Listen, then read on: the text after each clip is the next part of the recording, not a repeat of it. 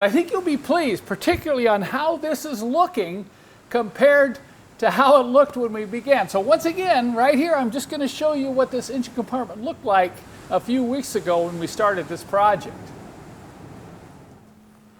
Right off, of course, you're going to notice the lack of rust on the engine block and some of the bolts surrounding it. But I think the biggest change you're going to take note of is the condition of the aluminum. Look at how this aluminum looks compared to when we started. Now, it took a lot of work. If you're interested in learning more about how I go about cleaning this old engine aluminum off the engine and even on the engine, we did not remove this part right here. Be sure and check out the on-demand video on my website, which goes over all the chemicals and all the procedures I use to get your old aluminum looking like this. And of course, you can see the repaint on the block, how that really helps to kind of blend in everything. Once again, as I said in one of the earlier videos, you're trying to deal with all the flaws. So when your eye sees this, you're going to say, wow, look at that. And I'm sure some of you are saying, yes, wow, look at that. When I had the valve cover off, of course I inspected the camshaft. I also checked for timing chain stretch and checked internal engine timing. There's a separate video on that I posted last night. So if you're interested in knowing the procedures on how I did that, be sure and check that video out. And of course, the valve adjustment. We were really impressed. We only had to adjust 2 of the valves. They were all almost right on. Now let's go over to this side and I'll show you what I've done and what I'm doing, and this will kind of help you understand why this project is going on and on and on. Just yesterday, I finished rebuilding these fuel injectors, and I put a special coating on the steel to keep them from rusting. Look at the tips. Would you say the tips in these new Monarch nozzles look a lot better than those old ones I removed a few weeks ago? I'm going to cut away right now, and I want to show you this little technique I used for putting this metal protectant on these fuel injectors. I've just finished cleaning and rebuilding the fuel injectors for the 240D, and I've thoroughly cleaned these off with brake cleaner. What I want to do before I install these is to apply a coating of my special metal protectant. It's a really nice sealant. You may be seeing me use it on some of my other videos, but I'm going to put a coat on this because I don't want these rusting. This is very common. Once you clean these up, that you can't really paint them, but I do want to keep them looking nice, so I'm going to put a coat of this sealer. It goes on like a real thin varnish, and it almost dries like a varnish, but it does have some high temp resistance capabilities. And I'm not going to worry about the threads. I'll get a little bit here on the nipples and in behind the nipples. You can see it doesn't take very much. One dip into, I use a small container like that, and just one dab in there will do this entire fuel injector. And you do have to be careful you don't get it on too thick because it will run. So I'll just go around it here a little bit to make sure it's not going to run. Let a little bit seep down in here under the threads. Then you can see I've used this box. I just cut some slots in here so these will stay upright while they dry. So I'll go ahead and do these other 3 now and then let them dry for about an hour, and they'll be ready to install in the engine. Now I'm just setting these in place. I'm not going to tighten them down yet because I'm still doing some work. I went ahead and installed the fast glow plugs and put the new wiring in. But if you look right here, look at this little cup. Anybody want to guess what I'm trying to do here? That's right, injection pump timing. If you recall, a couple of episodes ago, I showed you this fan shroud and how dirty and filthy it was. Well, guess what I cleaned it up with? Wax. That's right. Well, it's not your normal wax, but I bet a lot of you have never thought of using a wax on hard plastic. But this product, Acrylic Works, is so amazing that you know, I actually sell it on my website, so I guess this is a commercial, okay? But I really am enthusiastic about this product. We took and cleaned this shroud, and then using this sponge with a microfiber, what's really exciting about Acrylic Works is when you get it and polish a car, it doesn't leave that white streaks on the rubber or the plastic. It doesn't leave that powdery look that a lot of other waxes do. And boy, it will really make the car shine. If some of you wondered how I got happier to shine as well as I did, well, there's the product right there, okay? But all you have to do is clean this up and then get in and buff this with this Acrylic Works. And not only does it leave a natural sheen to the plastic, it also protects it. It's like a sealant. So it isn't going to get as dirty or as filthy as quickly as it did before. And then you can just take some blue shop towels. I usually use these to just buff it off.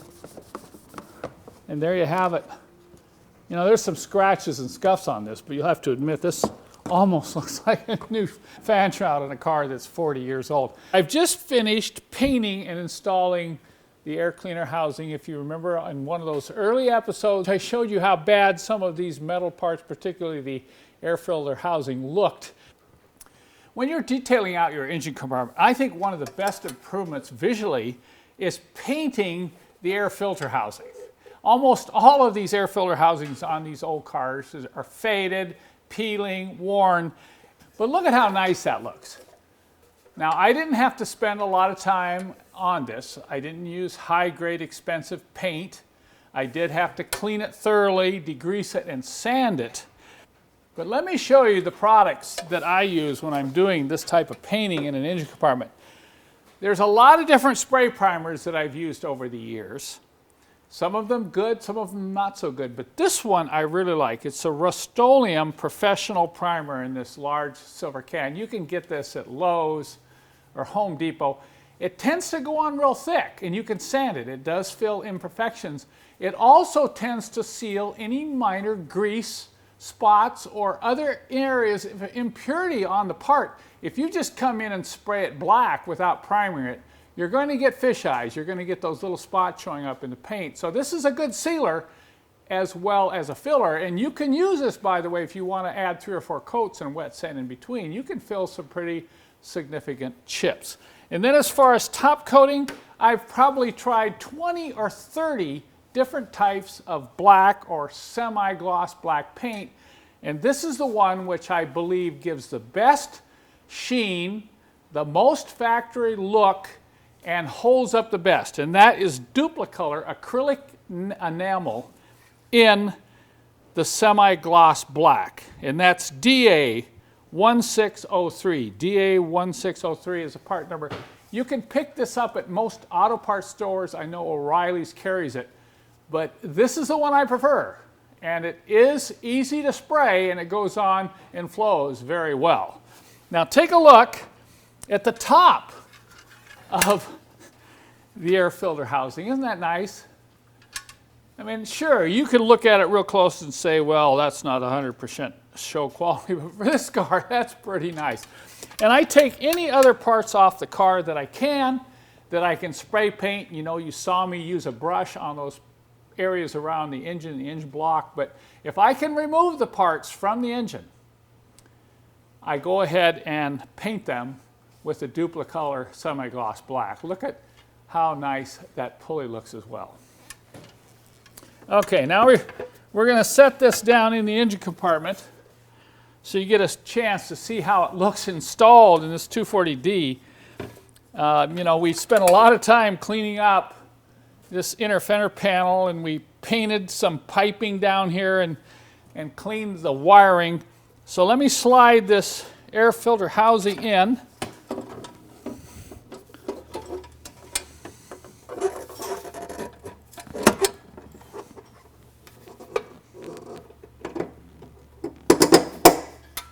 Now, I'm not going to snap it in place, but I'm just going to set the cover down in here, and then I'll bring the camera in and let you see this. And you can see how nice that looks compared to what it did when we started a month ago. I think even you'll be impressed by watching this, how good that air filter housing looks installed in this 240D after painting it.